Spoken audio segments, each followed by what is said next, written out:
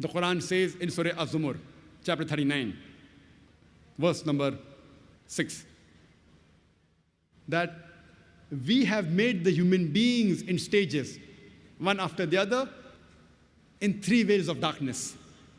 According to Prophet Zakir Naik, he said that this verse of the Quran, when it mentions the three veils of darkness, it refers to the anterior abdominal wall, the uterine wall, and the amniochorionic membrane. That the human being is made into stages in three veils of darkness. The Quran describes the various embryological stages in great detail. The Quran mentions in Surah Mu'minun, chapter number 23, verse number 12 to 14, that we have created the human being from a quintessence of clay, then made it into a nutfa, a minute quantity of liquid, then made the nutfa into alaqa, a leech-like substance, then made the alaqa into mudga, that's a chewed-like lump, then made the mudga into izama, bones, then clothed the bones with lahem, that is flesh, and then we made a different creature. Glory be to Allah, who's the best to create. These three verses of the Quran describe the various embryological stages, the initial stages of development of a human being in the mother's womb in great detail. First it says that it made it from a nutfa, which we discussed, a minute quantity of liquid, then made the nutfa into alaqa. That means a leech-like substance, which we discussed earlier. The meaning of the Arabic word alaqa, it has got three meanings. One is a leech-like substance. It also means something which clings. And the third meaning of alaqa is congealed clot of blood.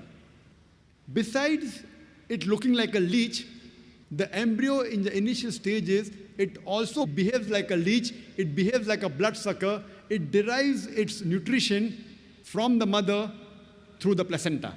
It behaves like a bloodsucker. So besides looking like a leech, it also behaves like a leech.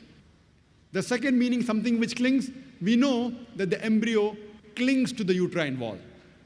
Throughout the 9 months that the fetus is in the womb of the mother, it clings to the uterine wall. The third meaning of alaqa is congealed clot of blood.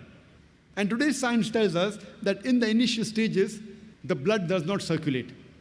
And the blood clots in the vessels, and it appears like a congealed clot of blood. So all three meanings of alaqa, alhamdulillah, today's science says, is in perfect conformity to latest advances made in embryology.